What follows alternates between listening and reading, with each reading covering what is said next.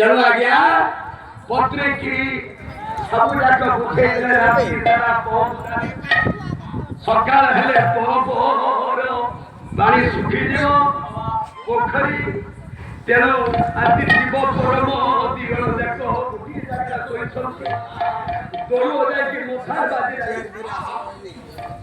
ସେଉଆଡ଼ିକି କହୁଛି ଏଇ ଶୁଭୁଛି ନା ପାଣି ଶୁଖିଗଲା ସକାଳ ହେଲା। ତମେ ହରିକି ଡାକୁଛ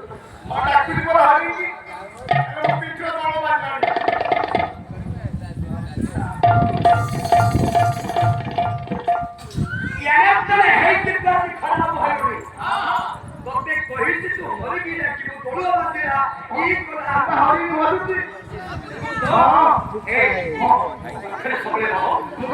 କିଛି ଦରକାର ନାହିଁ ତୋର ବୁଲିବା କିଛି ଆବଶ୍ୟକ ନାହିଁ।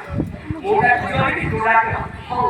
ତେଣୁ ତୋର ସବୁ ପରିଷ୍କାର ହେଇଗଲା।